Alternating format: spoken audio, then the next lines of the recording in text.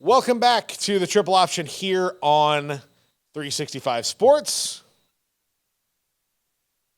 Teams that are in trouble. We're going to start with Baylor, a team that is just 2 years removed from winning the Big 12 title.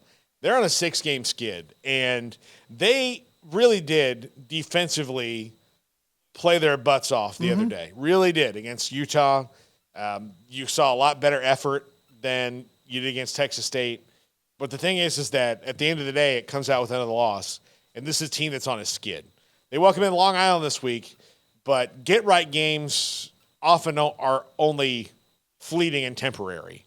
And that get-right game comes in the middle of, Utah and Texas, who just had their signature win. So if you're a Baylor team, that's really scary. A&M, might not be as good defensively. Bama might have quarterback problems.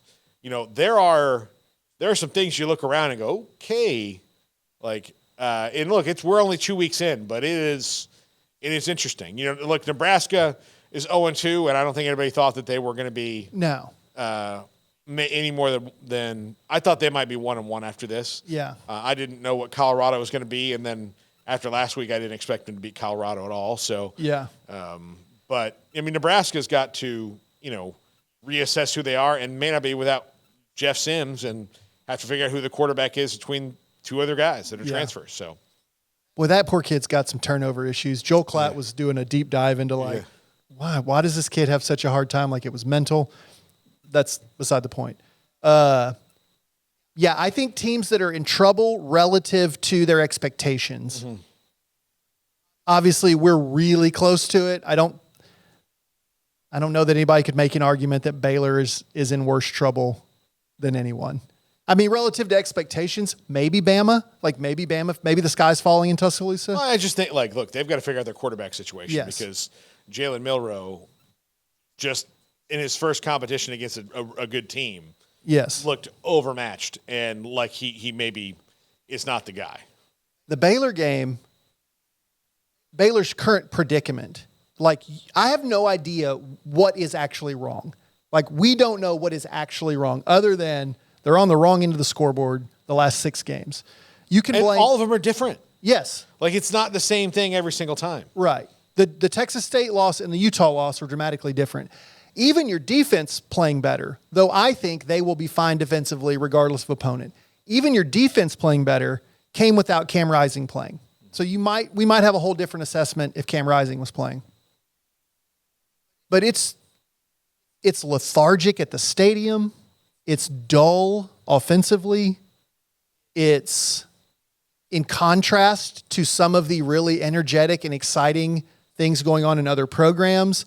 There's no juice over there. I mean, I heard Mac on with you guys talking about the lack of energy really being one of the more alarming things. And again, just as a consumer, as a guy that married into a Baylor family, there's a resigned kind of okay, here we go. At least when Coach Rule's first year, there was some anger. I've heard people say in marriage, if you're counseling a married couple, if there's some anger with each other, you can fix that. But if they don't care, that's really hard to fix. Yeah. There just seems to be a lethargy right now about Baylor football that's really hard to get back on the rails. So if I had to cast a vote, they're in worse trouble than most. Yeah, it's good because I don't know. And the thing is they got a really tough schedule and a really even league, right?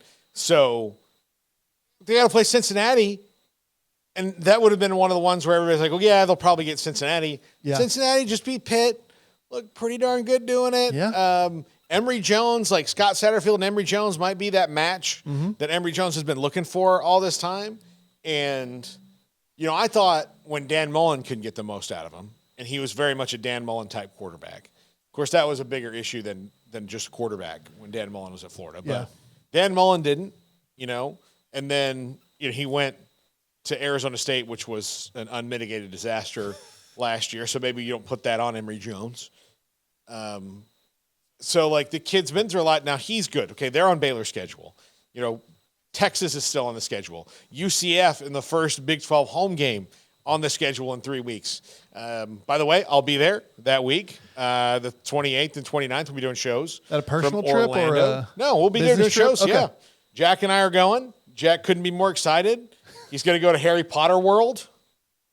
I don't think he's listening. That was met with a resounding shrug. He can't hear me, so yeah. Anyway, yeah, he can't. He's got his earbuds in. Oh, okay. Oh, he can hear me? Okay, good. He's giving you hand signals. Oh, I was hoping Zach was excited about going to Harry Potter World. And I don't know if I have the money to go to Harry Potter. Listen, folks, we got to get Jack. Jack, I picked up on that. I knew you didn't want to say that on the air. I picked up on it, buddy. I'm sorry. I can't see his you. face through the tripod. So we're gonna make sure Jack Poor gets Jack. to go to Harry Potter World. So we'll start a GoFundMe. Sorry about your new kidney, guy. Guy works 90 hours a week here and hosts like 5 different shows. Yeah, throw him a bone. Yeah, Get him to Harry Potter World. So, is there a school I'm like? We're really close to it. We're really close to it. Look, I'm having dinner twice a week with people who are really apathetic about Baylor football. Is there a program that's in worse shape relative to expectations nationally? I would say that the coach whose seat has gotten relatively the hottest that was like a medium temperature would be Dave Aranda. Mm-hmm. I don't think that that's imminent or anything. I just think that relative to what's going on, like right now they're on a 6-game losing streak. Yeah. And that's likely to end this week against Long Island, one would think. Exactly. But even you were like, yeah. Well, I mean, I don't want to yeah. I mean, weird stuff happens in sports. Yeah. So, but then if say you end the 6-game losing streak, but then it turns into 10 of your last 11, then you've got you have to really assess what's going on. Yeah.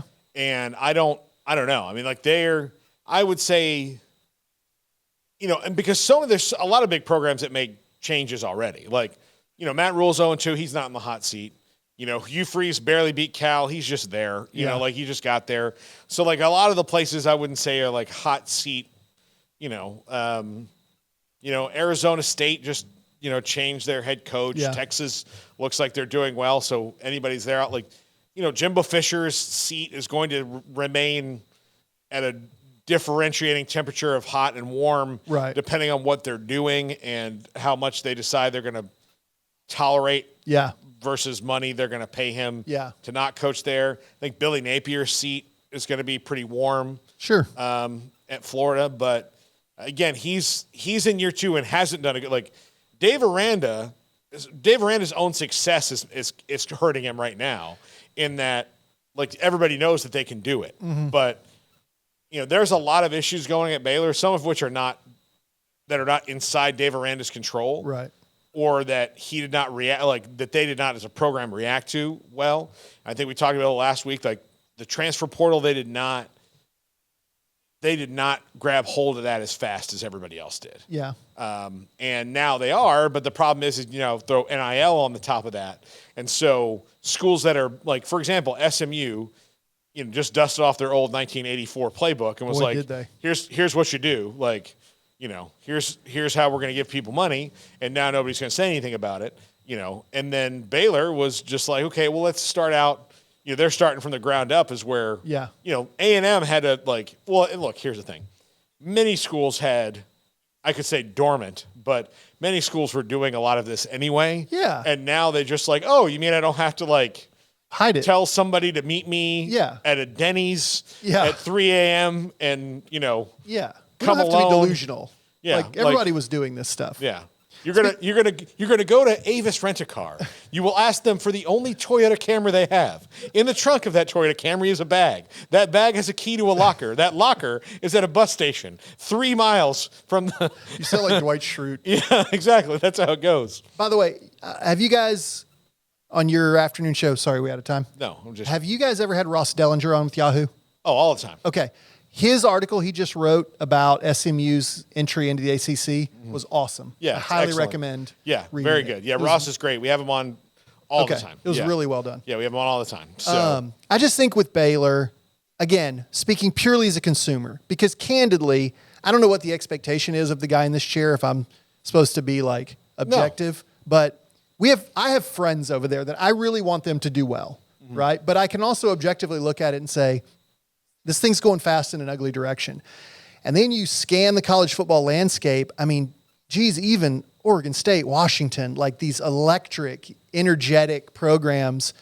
And you know it can be done here. And you're just like, I want it to change. I'm never going to be this guy that's like, fire Aranda, it has to be done. I don't like that. I don't want to be that guy. I agree, it's not imminent. I hope it doesn't happen. I hope he rights the ship, but they need way more than just a bounce back against Long Island. Well, yeah, I mean, there's just like, there are, and you look at the teams in the conference, there's so much excitement with teams in the conference. Like UCF is having their best recruiting classes ever. Yeah. All of a sudden. We're not even getting into the 4 teams that are coming in, one of whom you just lost to is the 2-time defending champion of that conference.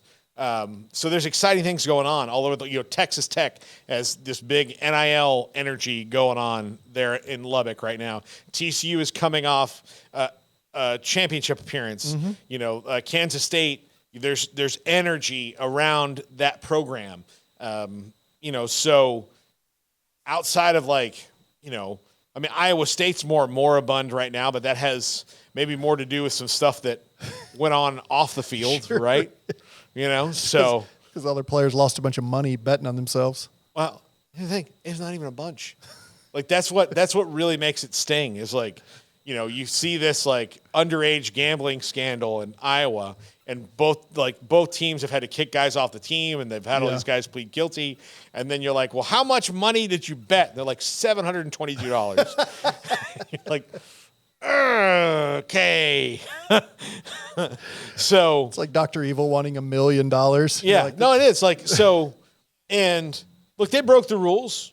Yeah, it's a rule, and it's a rule for a damn good reason too. Yeah, you can't there's a reason that players aren't allowed to gamble. Yes. There's a very, very good reason that they're not. That's the one we can all agree on. Yes. There's not a real strong lobby for players should be able to gamble. It's not like weed where you're like, well, there's this huge gray area in it. You're like, well, if I can do it, why can't they do it or whatever? Those kind of things. Well, I can do it because I have no effect on any of the outcome. Yeah. I'm pretty sure I don't. I'm reasonably sure that as bad as wanting certain things to happen, I've never made them happen. Right. I don't have the force. Yes. But if you're the quarterback of a team and you're betting on games, then that's a problem. Yeah. Because you can affect the outcome, and there's integrity issues there. Yeah. But when you do see how these kids got into this, and you can see how a dumb mistake it is. Yeah, well, why not? I'll bet $10 on the Cowboys and Giants. Yeah. Well, then $10 turns into $722 because you made 72 bets or whatever you did. And then you've committed a felony in the state of Iowa because you're 19 and illegally using a gambling app, and the threshold is $400. Yeah. So talk about 2 teams that were just ready for the regular season to start. Just so somebody would write a game story or something. Yeah, exactly. Exactly. They played. Cyhawk was this weekend. But yeah, I do Baylor, there is a lack of juice right now, and they need to find it. They need to find it somehow. They've had it, but now it's just it's like they're grabbing at it and can't find it because there are some overlapping issues that have happened a couple of different times. But if you go back through the 6-game losing streak and look at how they lost each one of them, you wouldn't be able to be like, well, that's this one, because this one was different than Texas State. Yeah. And Texas State was different than Air Force. Mm-hmm. And Air Force was different than Kansas State. And Kansas State was different than West Virginia. All those different losses that they've had the last couple of years. Yeah. This one was different than Texas. All of it different. So, Dave Aranda, I think the biggest issue, he's got to get all those guys pulling the rope in the same direction. Yeah. And I think and pulling it enthusiastically. And that's not what's happening right now. Yeah. And it is unfortunate, I guess is the word, because, they preach this person over player, and they really there's a lot of the rhetoric over there is positive stuff that you like, you're for it, but you're also it all works better if you win. Yeah. You need to win. People care about this stuff, but you got to win in order to have that influence. Yeah, absolutely. My apologies to Jack McKenzie for, airing his business. But I legitimately couldn't see It's okay. His face or his hands? It's okay. I can see his hand now. Saw that one. I've never been to Harry Potter World. Yeah, I've never to- read the books or seen the movies. So that's it. That's all I got. Okay, good deal. You got kids who's probably coming your way. Oh, my wife watched them all 3 weeks ago. I just didn't pay attention. Oh, good for So, you. I'm a 45-year-old adult. Yeah. So too busy watching Suits. Way to go. We're going to talk about that one day. Sophisticated television. That's right. Suits. Hey, do you think they had like folder toss training on Suits? Dude, I think I could write an episode of Suits. Here's the deal. So everything is really tense when sometimes it seems like they should have gotten past Sure. it. And then, now I'm not trying to knock the show because I did enjoy it, but like they would they had this like folder thing where they would like walk into Yeah. a room and like instead of just like putting a folder on a desk, whatever it was, they'd be like, oh yeah? Well, Yeah. this says you can't. And they would just like toss and Yeah. slide And the folder. I've never been a lawyer, but here's Suits. Apparently there's a folder that tells you everything you need to know. They hand them the folder and they go, this merger? I've been waiting my whole life for this merger. There you go. I just auditioned for Suits. Yeah. If they have a revival, you'll be right there. I'm the guy. You'll be in the office next to Lewis. That's where you'll be. That's going to do it for us. This is the Triple Option on 365 Sports.